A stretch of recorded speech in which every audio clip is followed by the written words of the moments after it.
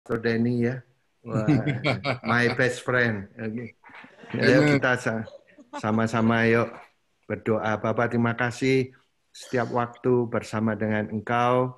Bukan satu kebetulan Tuhan, kami bisa bersukacita dan buka hati kami mendengar firman-Mu yang hidup, yang bisa Tuhan Yesus merubah hidup kami. Urapi hamba-Mu, Pastor Denny, dan juga urapi yang mendengarnya. Dalam nama Yesus yang percaya bisa katakan sama-sama yang keras 3, 2, 1. Amin. Well, shalom semuanya. Apa kabar? Shalom, Pak. Shalom, Pak. Baik, Pak. Baik. Ini teman saya 40 tahun kita bersahabat. You were the music director? No, dulu saya musik director, ini Pastor Fendi drummernya. Dia sengsara. Ya, penuh penderitaan. Tapi selalu berdamai toh. Ya, akhirnya sih damai. Kalau latihan tempok. Ya, kita hari ini mau melanjutkan the homiletics pelajaran kedua ya. Jadi, let me share my screen.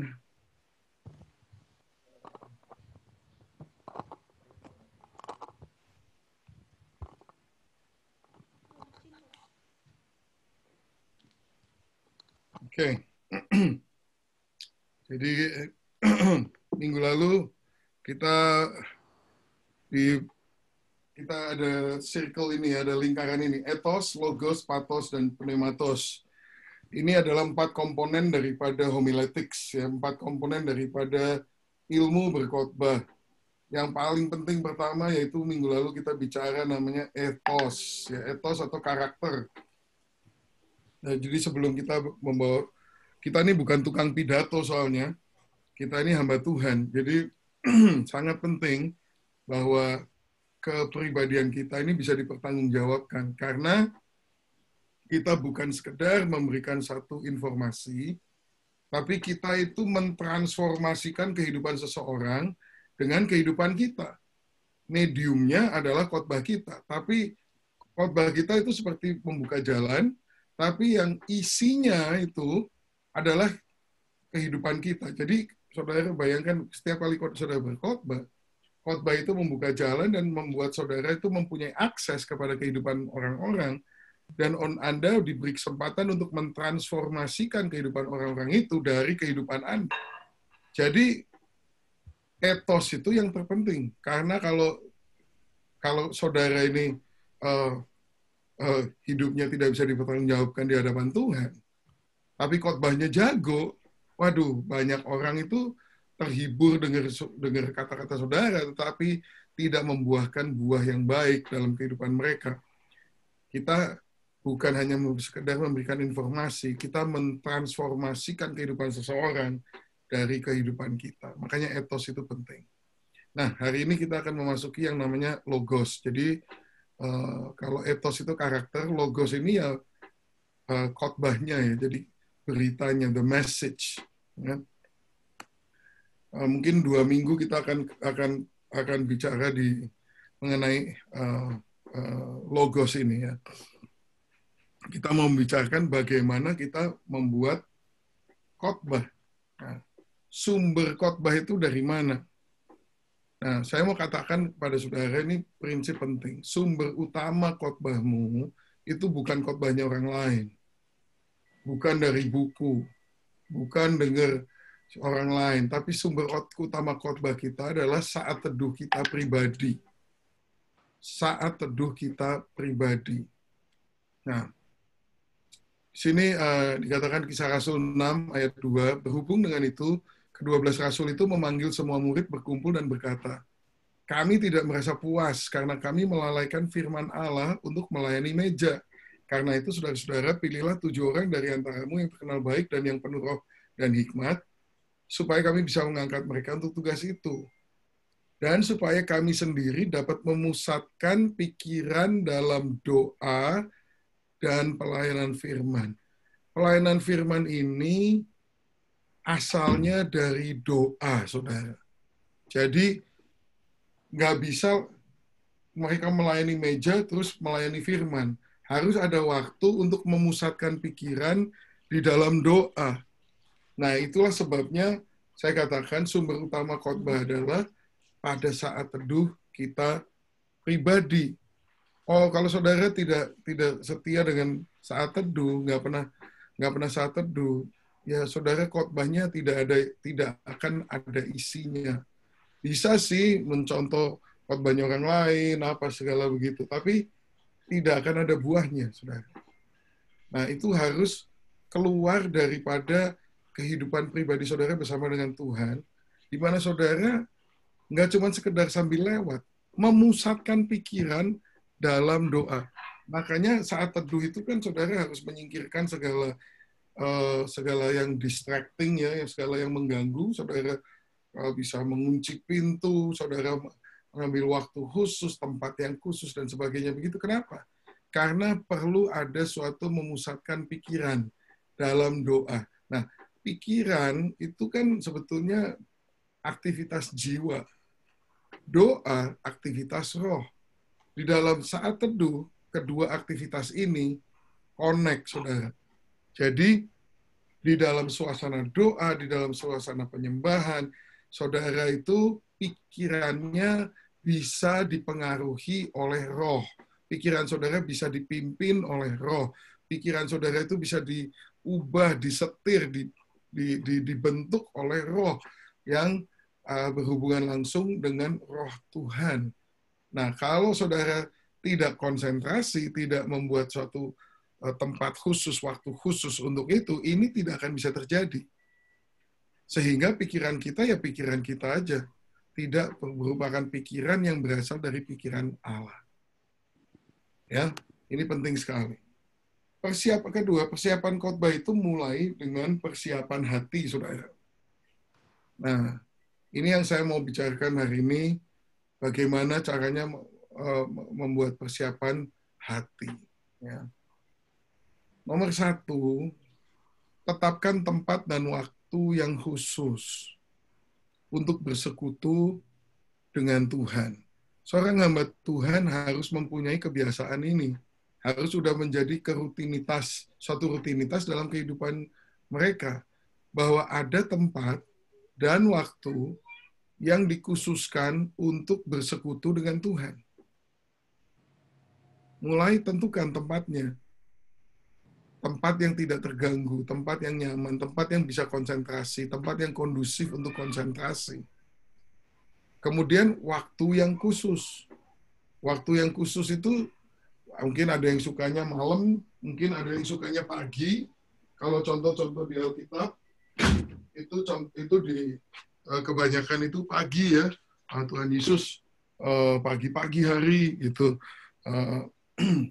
Memang pagi itu paling baik ya, kita baru bangun, seger, sebelum hari itu mulai dengan segala kepusingannya dan segala kerewetannya, saudara khususkan kepada Tuhan, sekaligus mendedikasikan seluruh hari itu kepada Tuhan. Tapi tetapkanlah, ada orang yang nggak pernah saat teduh, alasannya cuma, oh saya senantiasa berdoa. Gitu. Ya memang kita harus senantiasa berdoa, artinya seluruh hari, 24 jam atau at least paling nggak selama kita bangun gitu ya, kita harus aware atau sadar akan hadirat Tuhan dan berhubungan dengan Tuhan. Memang betul, kita tidak hanya berdoa 1 jam. Tapi banyak orang yang ngomong begitu, katanya tetaplah berdoa, tapi yang 1 jam nggak pernah dilakukan, jadi nggak pernah ada waktu khusus. Itu. Nah, itu ibarat kalau saudara sama istri saudara, itu ya sehari-hari ya sama-sama sih, dari pagi sampai malam sama-sama, ini itu. Saudara juga sadar bahwa dia ada di situ, tapi perlu nggak bahwa ada waktu yang dikhususkan di mana saudara berbicara dengan istri saudara atau suami saudara, hati ke hati. Nah kalau itu nggak dilakukan, maka meskipun Anda di dalam satu ruangan yang sama, saudara bisa jauh sekali jaraknya satu dengan yang lain. Itu demikian juga dengan orang-orang yang cuma ngomong, oh saya sih selalu senantiasa berdoa, tapi nggak pernah doa secara khusus. Saudara tetapkan tempat dan waktu untuk bersekutu dengan Tuhan. Terus ngapain, gimana mulainya? mulailah dengan penyembahan. Makanya tempat yang khusus, tutup pintu, supaya saudara bisa menyembah tidak dengan canggung. Banyak orang sekarang yang modern, anak-anak muda sekarang, oh saya di Starbucks, gini gitu. Ya, tapi nggak bisa nyembah kalau di Starbucks, di restoran, di kafe, nggak bisa menyembah kan. Gimana mau nyembah gitu. Jadi menyembah itu perlu. Kenapa? Karena ketika kita memasuki penyembahan, itu kesimpang siuran pikiran kita itu dihentikan, dilambatkan dan dihentikan. Karena kita mengucapkan kata-kata dengan deliberate, gitu ya, dengan apa ya, dengan khusus. Misalnya saudara berdoa, menyembah ya, ku bersyukur sebab kau setia. Itu waktu 10-15 detik itu, you nggak bisa mikir yang lain. You hanya mikir, aku bersyukur sebab engkau setia. Coba kalau cuma mikir. Itu kalau kita mikir, aku mau bersyukur sama Tuhan karena dia setia. Setengah detik selesai. Kemudian ruwet, kita penuh, pikiran kita banyak sekali yang bersimpang siur. Nah, kalau kita mengangkat penyembahan begitu, semuanya jadi slow down. Sehingga kita benar-benar bisa fokus. Dan itu gelombang otak kita juga berubah, saudara. Di mana kita memasuki suatu keadaan yang tenang. Sehingga memungkinkan bagi kita itu bisa mendengar suara Tuhan. Itulah sebabnya kita mulai dengan penyembahan. Dan juga firman Tuhan mengatakan Mazmur 22 ayat yang ketiga, bahwa dia hadir di atas puji-pujian umatnya. Dia bukan hadir di atas nyanyian, tapi dia hadir di atas pujian.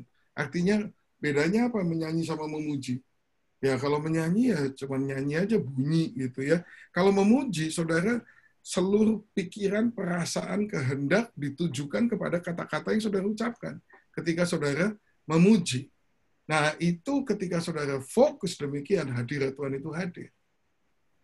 Jadi penting sekali, itu saya suka ngomong gini kalau di gereja ya. Di gereja itu ada tiga kelompok manusia itu di gereja kalau kita lagi pujian penyembahan. Ada yang memuji, ada yang cuma menyanyi, terus ada yang ketiga yang menyonyo, saudara. Ada yang nggak nyanyi, di pojokan, di belakang-belakang, di gelap-gelap itu, kemudian dia menilai ini kurang bagus, ini kurang itu di gereja biasanya ada 3 kelompok orang itu. Tapi puji-pujian itu saja yang bisa mendatangkan hadirat Tuhan. Karena dia bilang, dia hadir di atas puji-pujian umatnya. Kalau cuma nyanyi, apalagi menyonyo, nggak ada sesuatu di situ. Nggak ada sesuatu di situ. Tapi ketika saudara memuji, hadirat Tuhan itu saudara kan bisa rasakan. Ini berbeda, nggak tahu gimana cara menjelaskannya, tetapi ini Tuhan hadir di sini. Nah, itu baca firman, kalau tidak di dalam hadirat Tuhan, itu kayak baca novel, saudara. Itu nggak menjadi hidup. Tapi kalau saudara di dalam hadirat Tuhan, tiba-tiba baca firman itu, firman bisa berbicara kepada saudara. Bisa diurapi sama Tuhan. Yang dikatakan orang suka ngomong menjadi rema.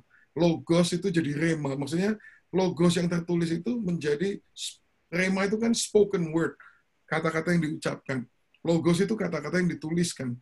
Ketika Anda di dalam hadirat Tuhan, saudara membaca kata-kata yang tertulis, tiba-tiba Tuhan berbicara, mengatakan, mengucapkan kata-kata itu kepada saudara, sehingga tiba-tiba saudara terhenyak dan, wow, ini ayat buat saya. Oh, ini ayat, saya belum pernah lihat ini. Dan sebagainya. Itu paling asik, saudara. Kalau saudara baca firman, ya, itu saya belajar dari saudara saya, Pastor Fendi ini, yang sekarang hadir ini. Dulu, yang membuat saya terinspirasi untuk mencari ke firman Tuhan, ya dia ini. Dia ini kalau saya ketemu dia lagi baca Alkitab gitu ya. Terus tahu-tahu dia, wow, dia nggak sendiri tuh begitu bisa, waduh, kayak orang lagi makan martabak aja, saudara. Kayaknya enak banget apa gitu ya. Saya sampai jadinya kepengen tahu kan. Saya belum mengenal firman banyak waktu itu. Saya lihat ini orang kok kayaknya enak banget. Kayak orang makan apa gitu ya. Tapi yang dipegang cuma Alkitab. Terus saya deketin dia, saya tanya, apa sih, Van? Terus dia bilang, wah, ciamik ini. Itu selalu dia kalau ngomong gitu, ciamik. Terus dia baca firman-nya. Terus dia baca tuh kadang-kadang saya, terus gimana? So what gitu ya. Dia baca biasa-biasa aja gitu loh. Oh, saya tanya, kenapa? Ini ciamik ini. Terus dia terangkan gitu ya. Saya pikir dapat dari mana ini orangnya. Nah, itulah. Makanya baca firman itu ya harus di dalam hadirat Tuhan. Makanya mulai dengan penyembahan. Tempat dan waktu ditentukan. Kalau saudara udah membuat satu usaha khusus, mengambil tempat dan waktu untuk bersekutu dengan Tuhan, Tuhan juga hargai.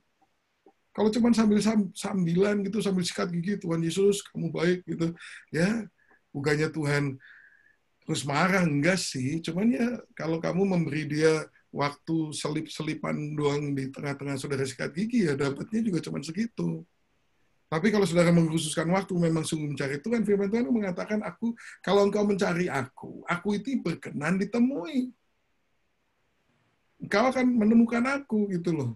Dia bukan orang yang suka jual mahal, bukan Tuhan yang suka jual mahal. Dia, kalau anaknya sungguh-sungguh mencari dia suka ditemui. Dia udah nggak sabar mau memberikan pada kita sesuatu yang hebat, sesuatu yang luar biasa. Nah, ini makanya mulai dengan penyembahan supaya semuanya mulai lurus dan alignment itu mulai terjadi dan saudara memasuki hadirat Tuhan. Habis itu saudara membaca firman. Nanti firman itu bisa hidup, saudara bisa loncat gitu, wow gitu. Nah, cuman kalau baca firman, firmannya bisa loncat, tapi kitanya jangan loncat-loncat, saudara. Maksudnya, membaca firman dengan pola dan perencanaan. Jangan hari ini baca Imamat, besok baca Mazmur, lusa baca Yosua, berikutnya lagi baca Song of Solomon, Kidung Agung. Ya nggak bisa begitu. Apalagi yang buka, oh Tuhan pimpin aku, terus buka Alkitab, set gitu. Waduh, itu ya saudara harus punya satu rencana menghabiskan seluruh Alkitab itu dalam waktu 1 tahun. Setiap tahun itu baca Alkitab 1 kali dari depan sampai belakang. Itu harus diusahakan begitulah, saudara. Setiap hari 15 menit. 5 pasal lah kira-kira 1 hari. Saudara bisa membaca seluruh Alkitab. Atau kalau saudara lagi mempelajari surat-surat Paulus, gitu, jangan loncat-loncat. Miliki suatu plan, satu perencanaan. Saya mau mempelajari surat-surat Paulus, misalnya. Atau saya mau mempelajari Synoptic Gospel, Matthew, Mark, and Luke, gitu ya. Atau saya mau mempelajari Pentateuch, Kejadian, Keluaran, Bilangan, Ulangan, itu semuanya. Atau saya mau mempelajari Yesaya. Oke. Kayak sekarang ini di gereja saya di sini kita lagi melakukan 1 Korintus, saudara. Bicara tentang gereja di Korintus, kita gali, saudara. Setiap minggu hanya satu pasal kita gali. Bagus, saudara, dalam jadi hidup. Nah, itu namanya punya pola, punya perencanaan. Gitu. Baca firman tuh begitu. Nah, jadi ada 2 hal, baca sama belajar. Gitu. Membaca firman itu udah, pokoknya baca deh. Baca deh. Habiskan seluruh Alkitab itu dari depan sampai belakang, habiskan setahun sekali Anda baca. Jadi apa? Firman itu ada di dalam sistem saudara. Nanti Tuhan kalau mau highlight sesuatu ayat sudah ada di dalam, bisa diingatkan. Sering nggak saudara pernah ngalamin nggak? Tahu-tahu diingatkan firman sama Tuhan. Lagi kenapa gitu? Wah, tahu-tahu Tuhan ingatkan firman. Kenapa bisa terjadi? Itu kan enak, luar biasa kan? Tuhan bisa ngomong dengan cara demikian. Kenapa dia bisa mengingatkan firman itu pada saudara? Ya karena sudah pernah dengar, udah ada di dalam sistem saudara. Kalau nggak ada di situ, nggak pernah dibaca, mau apa yang mau diingatkan? Ya, kalau belum pernah baca, ya nggak bisa diingatkan. Nah, kalau saudara mau ngalamin itu, ya baca. Nah, baca saja memang tidak cukup. Tapi mulai dengan baca. 5 pasal sehari. Sesudah itu, belajar. Nah, ini sekarang saya mau bicara agak mendalam di nomor 4 ini untuk mempelajari konteks. Ya, salah satu sebelum ini kan homiletics ya, bukan hermeneutics ya. Kalau hermeneutics kita menggali lebih dalam soal ini, tapi ini hanya dalam homiletics, tapi saya pikir ini saya perlu untuk menekankan sih, karena penting. Nggak usah dalam-dalam sampai seperti hermeneutics di sini, tapi paling nggak, saudara, pelajari konteks. Harus tahu yang namanya konteks. Nah, konteks itu ada 2 macam, historical context dan literary context. Konteks sejarah dan konteks literatur, saudara. Nah, konteks sejarah yang pertama-tama, ya inilah beberapa pointer yang cukup sederhana. Siapa penulisnya? Kapan dia nulisnya? Di mana dia nulisnya? Dalam keadaan apa dia menulis? Kedua, siapa yang membaca ini? Situasinya bagaimana? Misalnya saya lagi bicara 1 Korintus saat ini. Ya, penulisnya Paulus. Kita tahu bahwa dia menulis itu waktu itu dia baru saja selesai church planting di Filipi, dia menulis kepada gereja di Korintus. Gereja Korintus itu dia bangun ketika dia on his second missionary journey, kedua perjalanan misinya dia yang kedua. Dan sebetulnya Korintus itu bukan tempat yang begitu baik sebetulnya untuk gereja, karena Korintus itu tempat yang sangat kosmopolitan, tempat yang penuh dengan keduniawian, tempat yang sangat tidak mendukung, tidak kondusif untuk kehidupan orang Kristen. Nah, itu pembacanya siapa? Pembacanya itu jemaat di Korintus, gereja yang disebut ini gerejaku di Korintus. Sebetulnya mungkin memalukan pada zaman itu punya gereja di Korintus. Istilahnya kalau orang ketemu, kamu gereja mana? Oh, gereja Korintus. Wih, karena Korintus itu kota yang sangat penuh dengan syarat dengan dosa, penuh dengan keduniawian. Karena apa? Karena posisinya Korintus itu di antara 2 lautan, saudara. 2 lautan ini tempat perdagangan yang sangat penting. Semua kalau mau masuk ke Eropa, mau nggak mau mesti lewat Korintus. Di Korintus itu mereka harus berlabuh, kemudian harus menyeberangi daratan yang tidak terlalu panjang sih, untuk melanjutkan perjalanan ke Eropa. Nah, jadi semua ya kayak Singapura lah gitu, kalau semua mesti lewat situ.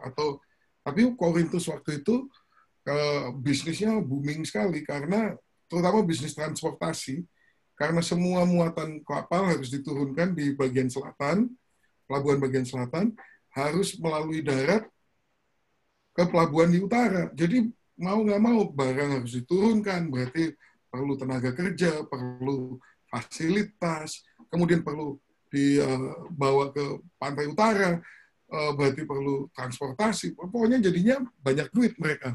Karena semua orang membutuhkan jasa-jasa macam-macam di sana. Belum mereka memberikan pajak yang tinggi untuk ini dan itu dan sebagainya.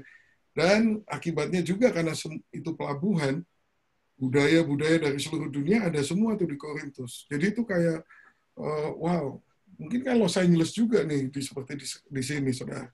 So, berbagai bangsa ada di sini. Demikian juga berbagai bangsa ada di Korintus, dan setiap bangsa bawa dewanya masing-masing. Dan karena kota ini dibangun di atas perdagangan, jadi uang itu menjadi mamon yang dipuji, disembah oleh kebanyakan orang. Very materialistic, sangat materialistis kota ini. Dan disinilah Paulus membuka suatu jemaat.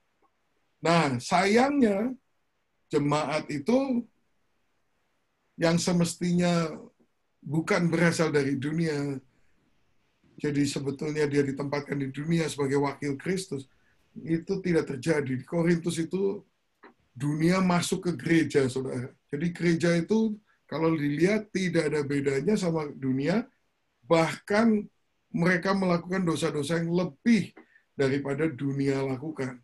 Ada yang tidur sama istri bapaknya misalnya. Belum soal LGBT. Wah, itu udah Korintus dari zaman dulu itu udah paling luar biasa di situ. Jadi masuk itu budaya ke gereja. Nah, saudara perlu ngerti konteks ini. Konteks sejarah begini perlu untuk mengerti arti dari surat-surat yang Paulus tuliskan kepada jemaat di Korintus. Kalau enggak, saudara bisa mengambil kesimpulan yang keliru. Ketiga, setelah saudara melihat penulis dan pembacanya itu siapa, saudara harus tahu masalah apa sih yang dibicarakan dan solusi apa yang diberikan. Dengan mengetahui konteks daripada situasi di sana. Nah, itu. Saat ini sih memang kita di LA lagi seru-serunya nih bahas 1 Korintus. Judul khotbahnya keren sekali, saudara. Navigating the Gray. Navigating the Gray. Gitu ya. Minggu lalu saya khotbah tentang lawsuit in the church. Gitu ya. Setelah saya gali-gali itu, ternyata di Korintus itu mereka saling menuntut secara hukum, saudara. Orang-orang di gereja. Terjemahannya Pak Dhani, terjemahan bahasa Indonesianya, Navigating the Gray. Apa ya? Menavigasi yang kelabu. Ya,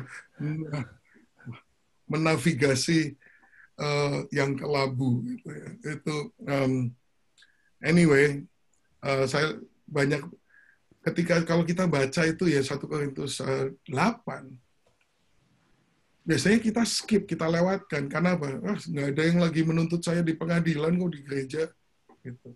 Tapi sebetulnya kalau saudara gali, akar daripada permasalahan itu adalah bukan sekedar hanya soal menuntut di pengadilan, tetapi siapa otoritas tertinggi di dalam hidup kita, termasuk di dalam aktivitas kita di dunia, di dagang, dan sebagainya begitu. Nah, itu saudara. Jadi, kalau kita mengerti konteks, kita bisa mendapatkan kesimpulan-kesimpulan yang sangat penting dan sangat betul, begitu saudara. Ya. Jadi, konteks sejarah. Nah, yang kedua adalah konteks literary konteks atau konteks literatur. Artinya itu, nah ini kalau di hermeneutics kita belajar lebih dalam di soal ini ya, konteks literatur ini. Karena banyak macam-macam, saudara. Misalnya di Mazmur itu, saudara harus ngerti konsepnya stanza atau struktur daripada puisi, saudara. Kalau enggak, saudara mengartikan kata ini, kenapa dia pakai kata ini, dan sebagainya, bisa bingung. Karena di dalam bahasa aslinya, kata ini rhyme itu apa ya? Berirama dengan tepat dengan kata-kata yang dipakai dan lain.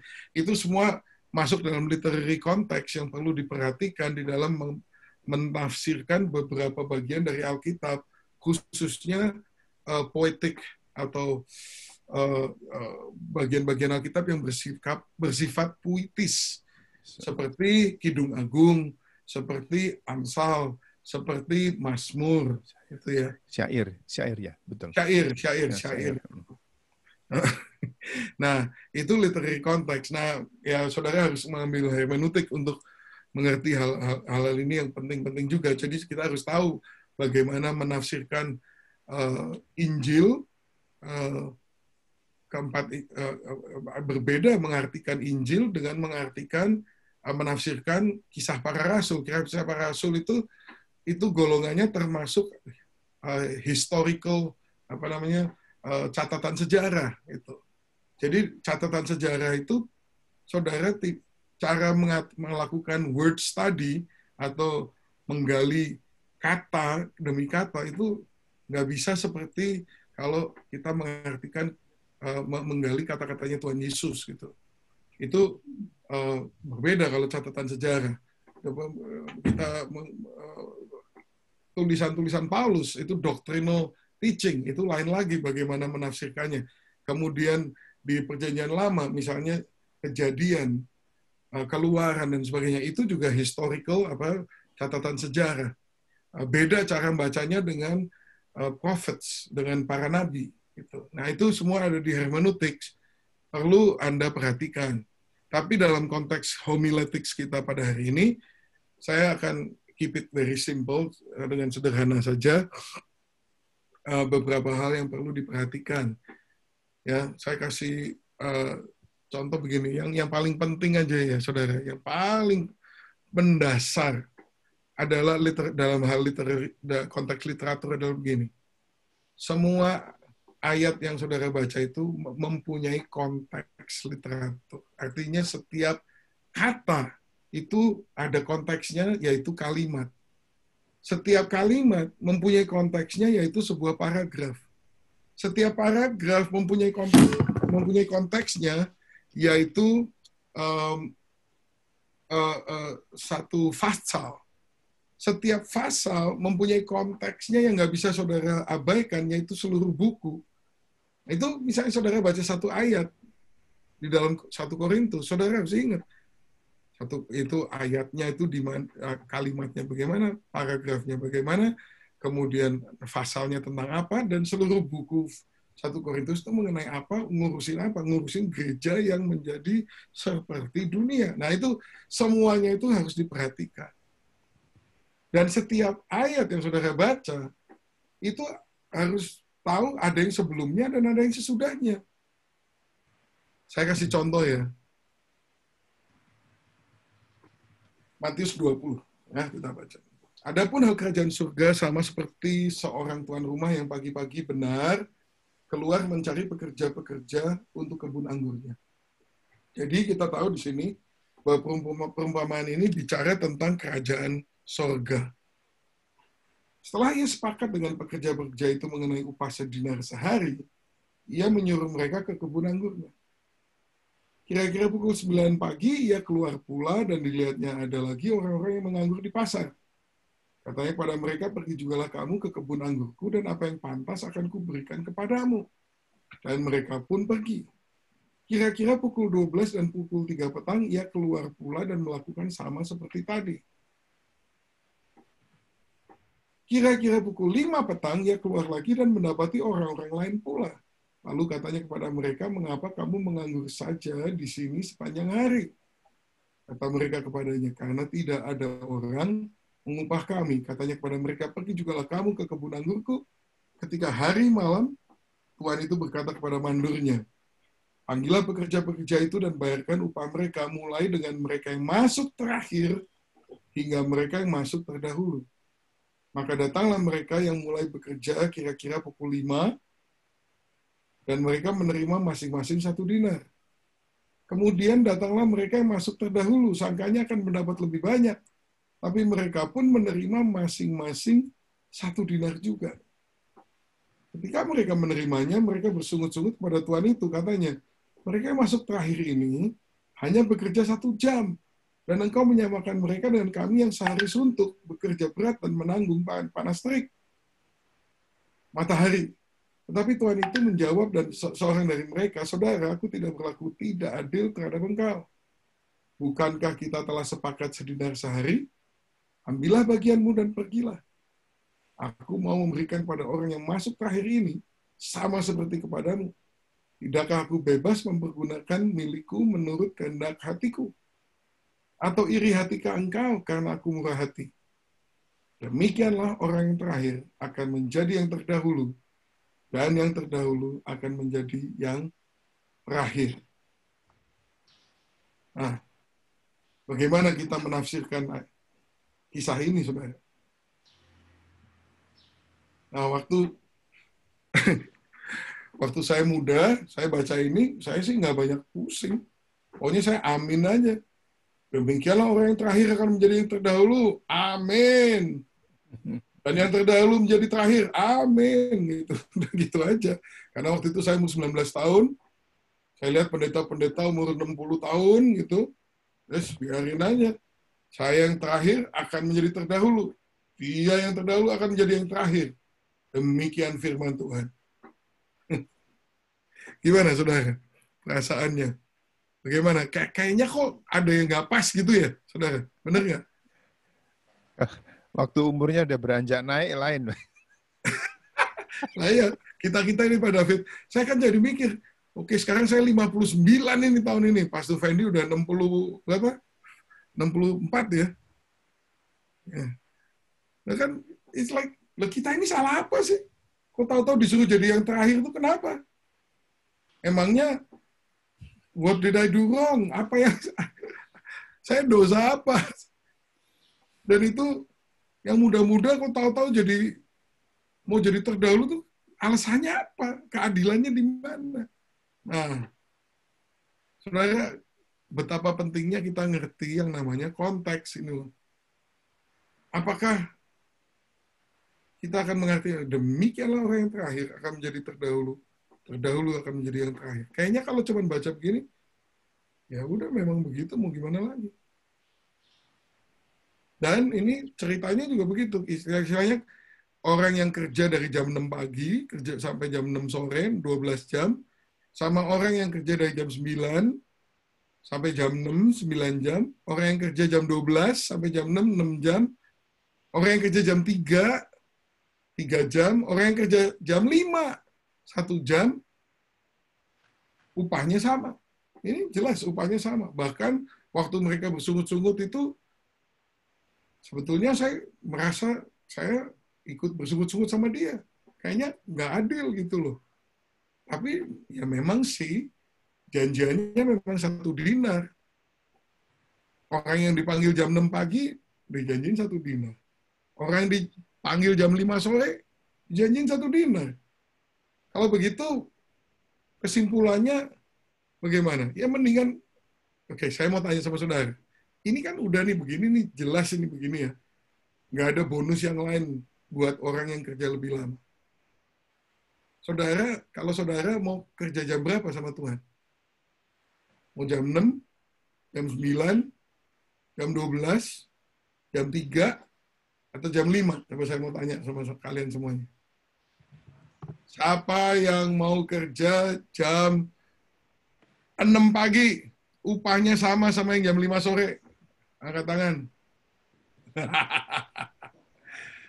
Siapa yang mau kerja jam 9? Angkat tangan, saya bisa lihat. Oke, tetap nggak ada yang angkat tangan. Bagus. Yang jam 12, semangat. Jam 12 juga tetap nggak mau dia. Jam 3, ada yang mau kerja jam 3? Siapa yang mau kerja jam 5?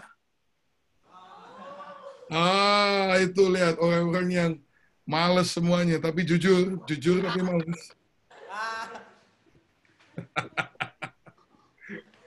Jam 5 ya. Itu tadi ada satu yang masih belum angkat tangan tuh.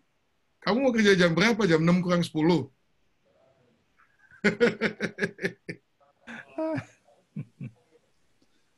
Bingung nggak sih dengan kalau saya sama Pak David ini udah lambat dong ya Pak David ya. Kita kerja udah lama ini, udah 40 tahun kita kerja buat Tuhan. Lebih. Upahnya sama loh Pak David sama itu tuh. Yang muda-muda itu, yang belum ngapa-ngapain itu. Upah kita sama sih. Rugi nggak Pak David? Kelihatannya rugi sih. Kelihatannya rugi ya. Berarti, aduh. Gimana ini ya mengartikan ini? Nah, ada yang mau tahu jawabannya? Saya ini dulu sih amin-amin aja, tapi belakangan ini saya mulai, aduh kok nggak enak begini ya. Jadi saya baca sesuai dengan konteks. Nah, saya baca sesuai konteks. Sebelum Matius 20, itu ada Matius 19. Nah, ini ayat 27 mengatakan begini. Lalu Petrus menjawab. Tapi kalau saudara, ini kan ayat 27, tapi saudara baca ayat 26, nggak ada yang tanya sama dia apa-apa. Saudara, Petrus suka gitu, nggak ditanya tapi bisa jawab. Ayat 27. Lalu Petrus menjawab dan berkata kepada Yesus, kami ini telah meninggalkan segala sesuatu dan mengikut Engkau. Jadi, apakah yang akan kami peroleh? Coba berhenti sebentar di situ. Ini pertanyaan menurut saudara ini kurang ajar atau enggak? Ini pertanyaan yang benar atau pertanyaan yang kurang ajar gitu. Pantes nggak kita datang sama Tuhan Yesus, terus begini, Tuhan Yesus, aku sudah meninggalkan segalanya untuk ikut Engkau. Jadi apa yang kau akan saya peroleh? Istilahnya, aku dapat apa nih? Nah itu, ini yang terjadi di sini. Nah, Petrus ini mulai mengidap suatu penyakit yang sangat berbahaya, saudara. Penyakitnya ini adalah penyakit ingin turun pangkat. Maksudnya apa? Diundang untuk jadi anak, tapi ingin turun pangkat jadi pegawai. Nah itu Petrus. Karena dia bilang, kami meninggalkan segala sesuatu dan mengikut Engkau. Emangnya menguntungkan Tuhan Yesus gitu loh. Kayaknya dia ngomong sama Tuhan Yesus, waduh, untung banget loh kamu ikut aku ini ikut kamu loh. Wah ini saya ini ikut kamu ini, kamu mesti kamsia, terima kasih sama saya nih. Kan nggak pantas ngomong begitu. Kalau saya jadi Tuhan Yesus, gue cekek tuh si Petrus, gue cekek begini nih. Lu ninggalin apa sih? Kamu meninggalkan segala sesuatu, lu ninggalin apa? Perahu bocor satu. Apalagi? Sambil saya cekek nih dia. Nah, saya akan teruskan. Lu tahu nggak gue meninggalin apa? Gue harus ninggalin Bapa di surga. Gue harus ninggalin jutaan malaikat yang melayani aku. Aku mesti meninggalkan surga yang begitu indah dengan luar biasa. Lu sampai ke tempat ini yang joroknya nggak karuan begini. Kamu tahu nggak saya ninggalin apa? Ini nggak pantas, ini pertanyaan ini nggak pantas. Jadi bahaya. Banyak orang menjadi dari anak turun pangkat jadi orang upahan. Ini penyakit yang bahaya. Makanya ketika Petrus ngomong begini, Yesus berkata kepada mereka, aku berkata kepadamu sesungguhnya pada waktu penciptaan kembali, apabila anak manusia bersemayam di tahta kemuliaannya, kamu yang telah mengikut aku akan duduk juga di atas 12 tahta untuk menghakimi ke-12 suku Israel. Dan setiap orang yang karena namaku meninggalkan rumahnya, saudaranya laki-laki, atau saudaranya perempuan, bapak atau ibunya, anak-anak atau ladangnya, akan menerima kembali 100 kali lipat dan akan memperoleh hidup yang kekal. Nah, saudara, itu 1 dinar itu. 1 dinar adalah semua yang kamu korbankan buat Tuhan diganti 100 kali lipat plus hidup yang kekal. Itu upah yang 1 dinar itu segitu kan cukup sebetulnya sudah gitu loh. Tapi kalau kamu tuh punya sikap hati seperti begini, ayat 30 mengatakan tetapi banyak orang yang terdahulu akan menjadi yang terakhir. Dan yang terakhir akan menjadi yang terdahulu. Nah, ini konteks namanya saudara. Tuhan ngomong yang terdahulu akan jadi terakhir. Kenapa? Karena yang terdahulu mulai punya sifat hitung-hitungan. Mau jadi orang upahan. Mau dijadikan anak, tapi memilih menjadi orang upahan. Karena sekarang itu kan apa yang akan kami peroleh. Oke, kamu mau tanya apa yang kamu peroleh? Nih, 1 dinar, nih. Apa nggak cukup ini? Tapi kalau kamu cuma begini, kamu akan menjadi yang terakhir. Karena Petrus ini kan termasuk yang terdahulu yang dipanggil Tuhan, kan? Dipanggil menjadi murid Tuhan. Kamu terdahulu. Nah, di ayat 30 ini ada satu kata yang memberikan kita semua pengharapan Pak David, yaitu kata banyak. Banyak artinya bukan semua. Memang banyak orang yang ikut Tuhan udah lama-lama jadi hitungan, lama-lama jadi orang upahan. Tapi nggak semua. Pak David dan saya tidak, kita nggak pernah jadi orang upahan. Nah, saudara, dari sini saya melihat, oh, kenapa Tuhan Yesus memberikan perumpamaan di Matius 20 itu demikian. Saya ngerti sekarang. Oh, karena dia sedang mengajari Petrus, jangan punya sikap hati seorang upahan. Tadi kan perumpamaannya soal upah. Kalau kamu kerja 12 jam, 9 jam, 6 jam, 3 jam, 1 jam, upahnya sih sama. Ada nggak keuntungannya kalau orang yang kerja jam 6? Ya jelas ada dong. Keuntungannya kalau dia bukan orang upahan adalah kalau dia tuh orang yang cinta sama Yesus. Keuntungannya apa? Ya keuntungannya kita bisa bersama-sama Yesus 12 jam. Mendingan saudara pilih mana? Bersama-sama Yesus 12 jam atau bersama-sama Yesus 1 jam? Saya sih maunya sebanyak mungkin lah dengan Tuhan Yesus. Saya ingat dulu waktu saya jatuh cinta sama istri saya itu ya. Saya itu yang cari alasan apa saja untuk bisa bersama-sama dengan dia. Orang kalau cinta kan begitu. Pengen barengan. Jadi waktu itu saya ingat. Dia katanya, saya dengar dia mau pindahan rumah. Langsung saya tanya sama dia, kamu mau pindahan? Udah punya tukang-tukang untuk mindahin belum? Kalau belum, saya akan atur. Oh ya? Belum. Ya udah, jangan khawatir. Saya akan memindahkan seluruh rumahmu. Saya punya truk, beres. Padahal ya nggak punya truk gitu. Tapi ya di situ nyari truk, saudara. Nah, harinya datang, saya ketok pintu rumahnya dia. Sendirian, saudara. Sendirian. Saya nggak mau membagi waktu indah bersama dengan dia dengan orang lain dong.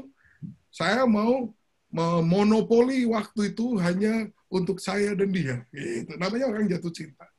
Jadi waktu dia buka pintu, loh kamu sendirian? Iya dah, sendirian, beres, nggak apa-apa, nggak apa.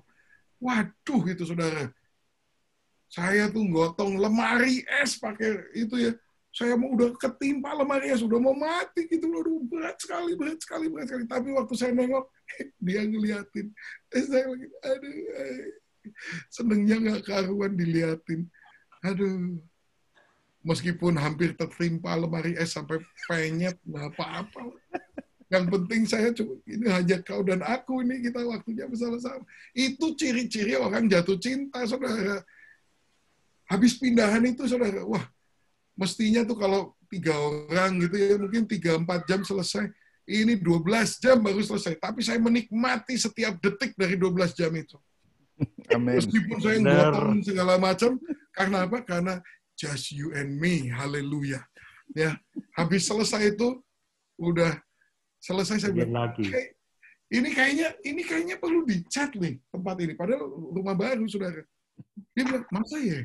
Nah ini kan putih. Masa kamu mau tinggal di rumah yang putih begini? Mau warna apa? Saya bisa ngecat. Belum pernah ngecat seumur hidup, saudara. Belum pernah. Tapi saya udah nawarin. Mau dicat warna apa? Kamu benar bisa ngecat? Bisa. No problem. Habis itu saya harus ke toko cat, minta diajarin gimana caranya ngecat, saudara. Beberapa hari kemudian saya datang lagi. Ini, saya mau ngecat. Waduh, saya sendirian lagi tentunya. Saya ngecat pelan-pelan. Selama dia di situ, saya happy-nya bukan main. Kalau dia keluar dari ruangan, saya berhenti ngecat juga. Tapi dia balik, saya ngecat lagi. Aduh, begitu dilihatin ngecat itu enaknya ngakak. Itu ciri-ciri orang jatuh cinta. Nah, pertanyaannya, you masih jatuh cinta sama Yesus atau tidak? Nah, kamu melakukan segala sesuatu yang kamu lakukan di dalam pelayanan itu untuk apa? Saya sih melakukan segala sesuatu ini sebetulnya hanya cari-cari alasan aja untuk bersama-sama Yesus aja gitu loh, saudara. Karena saya masih jatuh cinta sama dia. Nah, Petrus ini udah mulai hambar hubungannya dengan Yesus, sudah bukan karena cinta, bukan karena api cinta yang berkobar-kobar, bukan. Karena apa? Udah mulai hitung-hitungan. Saya meninggalkan segala sesuatu. Dapat apa? Coba you ngomong gitu sama pacar you. Aku telah meninggalkan segala sesuatu untuk bersama dengan engkau. Kamu mau kasih aku berapa? bubar pacarmu itu akan nggak bisa menjalin hubungan cinta dengan sikap demikian, kan? Nah, itu yang Tuhan Yesus lagi mau koreksi di dalam kehidupannya si Petrus. Makanya dia ngomong, hati-hati loh. Kalau upah sih udah jangan tak khawatir, aku kasih upah. Semua yang kamu tinggalkan, rumahmu, bapakmu, ibumu, anakmu, ladangmu, aku akan balikin 100 kali lipat plus hidup yang kekal. Kurang apa? Kalau cuma itu yang kamu mau, aku Allah yang murah hati, aku beri semuanya. Tapi kamu akan jadi terakhir. Kenapa? Karena akan ada orang-orang yang nggak peduli dengan hal itu semuanya. Yang mereka mau itu hanya untuk bersama dengan aku. Ini sebetulnya kisah ini bicara soal ini, saudara. Jangan jadi orang upahan. Tapi kalau saudara cuma baca pasal 20 Matius, bingung, nggak tahu. Makanya perlu konteks. Baca sebelumnya, sesudahnya. Nah, dari sini saudara, oke. Tuhan tuh ngomong yang terdahulu jadi terakhir itu, terakhir jadi terdahulu itu gara-gara Petrus ngomong apa yang akan kami peroleh. Tuhan Yesus memberikan koreksi. Nangkap nggak saudara? Ya? Nangkap. Ya. Haleluya. Yaitu konteks sejarah, konteks literatur, itu begitu, saudara. Nah, yang kelima, dalam kita bicara soal mempersiapkan khotbah, mulai dari persiapan hati, yang bersekutu dengan Tuhan, penyembahan, baca firman dengan pola dan perencanaan, pelajari konteks. Yang kelima, berdoa atas apa yang dibaca dan dipelajari, bahwa doa Tuhan, apa artinya ini bagi saya, jadikan ini bagian dari kehidupan saya. Personalize, jadi diterapkan kepada dirimu sendiri. Jangan cuma baca tuh, Tuhan adalah gembalaku, takkan kekurangan aku. Apply ke diri sendiri. Benar nggak sih Tuhan itu aku izinkan untuk mengembalakan hidupku? Kalau dia memimpin aku, itu aku ikut nggak sih? Nah itu loh, berdoa Tuhan, kiranya firman ini menjadi hidup dalam kehidupanku, nggak sekedar menjadi pengetahuan di kepalaku, tapi menjadi kenyataan dalam hidupku. Dan yang terakhir, keenam, saya katakan, buatlah jurnal, saudara. Ketika saudara saat teduh itu, ya, buatlah jurnal. Jadi tuliskan apa yang saudara dapat, apa yang Tuhan bicara. Ini kan kita bicara bagaimana saudara menulis khotbah. Sumbernya dari mana? Ya ini sumbernya. Nanti saudara jurnal ya, lama-lama tambah banyak, itu isinya bukan cuplikan dari buku lain, itu isinya adalah semua kata-kata Tuhan yang dia ucapkan ke atas saudara. Jadi jurnal ini sangat berharga. Dari jurnal ini saudara akan banyak mengambil prinsip-prinsip yang nanti saudara akan tuliskan menjadi khotbah saudara sendiri. Nah, jadi 6 langkah ini adalah bagaimana saudara membangun suatu reservoir daripada firman Tuhan yang siap untuk dibagikan. Sehingga saudara bisa seperti Paulus mengatakan pada Timotius, bahwa dia harus siap untuk memberitakan firman, baik atau tidak baik waktunya. Karena apa? Karena sudah mempunyai perbendaharaan firman, bukan hasil cuman hafalan dan bacaan, tetapi dia punya perbendaharaan firman yang hidup, yang Tuhan pernah bicara sama dia, sehingga suatu saat ini akan bisa diaplikasikan di dalam berbagai keadaan, saudara. Nah ini yang harus kita lakukan dari sekarang. Ya, ketika saudara ini nggak cepat memang, harus tekun hari demi hari saudara lakukan. Nanti lama-lama saudara punya perbendaharaan yang baik, sehingga saudara akan khotbah itu bukan jiplakan khotbahnya orang lain, tapi benar-benar khotbah yang merupakan rema daripada Tuhan yang sudah Dia berikan di dalam kehidupan saudara semua. Amin. Amin. Amin. Minggu depan saya libur 1 minggu karena akan keluar kota. 2 minggu lagi kita akan lanjutkan mengenai logos ini, 9 prinsip untuk menulis khotbah yang baik, gitu ya. Ini sumbernya. 2 minggu lagi kita bicara prakteknya. Begitu, sekian saudara. Jadi kalau ada Nah, pertanyaan boleh bertanya. Ini masih ada kira-kira 4 menit. terima kasih Pak Dhani. Adik-adik kalau ada yang mau bertanya silahkan.